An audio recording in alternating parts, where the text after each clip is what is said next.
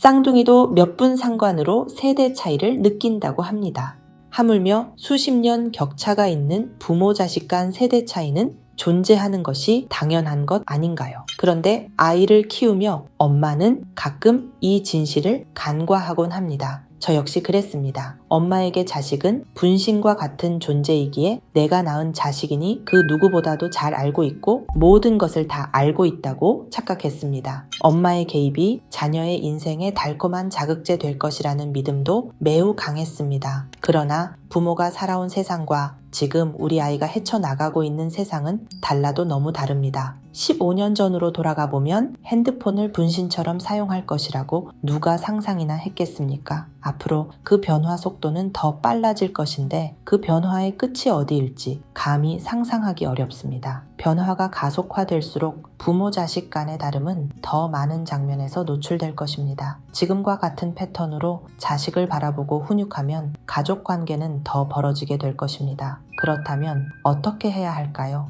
요즘에는 아이들이 자기소개를 할 때 꼭 물어보는 질문이 있습니다. 바로 MBTI죠. 아이들은 이러한 성격 유형 검사를 하면서 자신이 어떤 유형인지 앞으로 어떤 직업을 가져야 하는지 관계 회복을 위해서는 어떤 노력을 해야 하는지 분명 알고 있습니다. 하지만 거기에서 끝납니다. 엄마, 아빠와는 성격 유형을 맞추어 보지 않습니다. 그러니 다름을 이해하기보다는 틀림의 시작으로 자녀를 바라볼 수밖에 없는 것이 아닐까요? 저 또한 그랬습니다. 회사에서 다양한 리더십 스타일을 조사해서 보고서를 봤지만 거기에서 끝나는 경우가 많았습니다. 그리고 객관적으로 가족을 이해하려고 노력하기보다는 내 마음대로 생각하고 그것대로 움직이기를 원했습니다. 그러나 가족은 절대 그렇게 움직여주지 않았습니다. 열심히 일하고 야밤에 귀가한 엄마가 원하는 집안의 풍경은 남편은 책을 읽고 아들과 딸은 열심히 공부하는 모습이었습니다. 그런데 이건 웬걸? 저만 빼고 셋이서 개그 콘서트를 보면서 박장대소하는 그들을 보면서 화가 났습니다. 아니, 이 귀중한 시간에 애들하고 코미디 프로를 보고 있다니 참나. 저 녀석은 틈만 나면 스타크래프트에 빠져서 앞으로 뭐가 되려고 저러나? 우리 딸은 이렇게 지친 엄마에게 도대체 왜 살갑게 대하지 않을까? 세상의 모든 중심 시계추를 저에게 맞추고선 갈등의 씨앗을 마구잡이로 뿌렸습니다. 그런데 그 갈등이 해소된 것은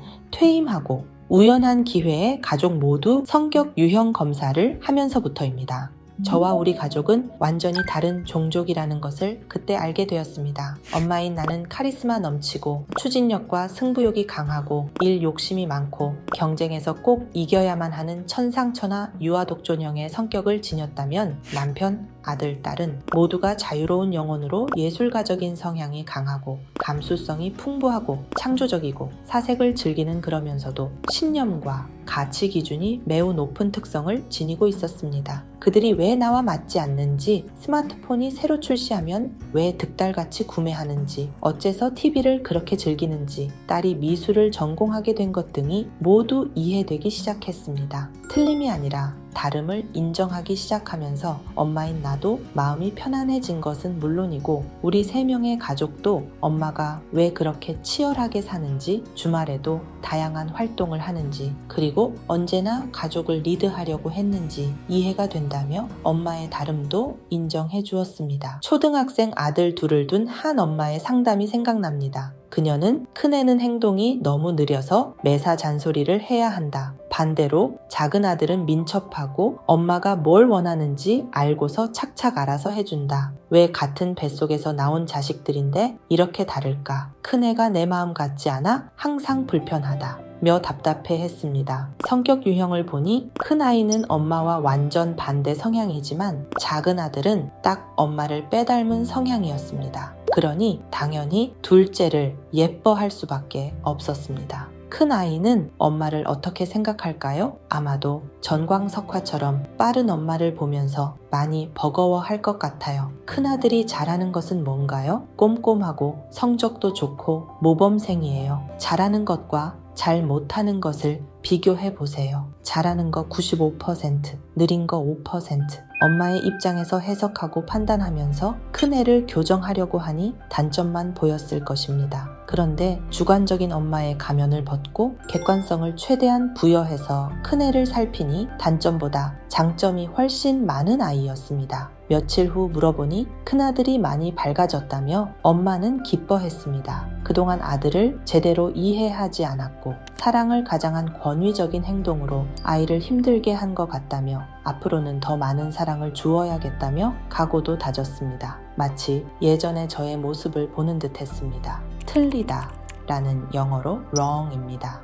이 단어는 잘못된, 이상이 있는, 문제가 있는 등 대부분 부정적인 해석으로 이어집니다. 누군가를 틀리다 라고 보는 순간 우리는 색안경을 끼게 됩니다. 다르다는 different입니다. 이 단어는 각각 차이가 나는, 각양각색의, 색다르거나 특이한 등의 의미를 내포합니다. 주관적 관점에서의 틀림보다는 객관적인 관점에서 다름을 인정하는 노력을 해보면 엄마로서 마음의 평화를 얻을 수 있습니다.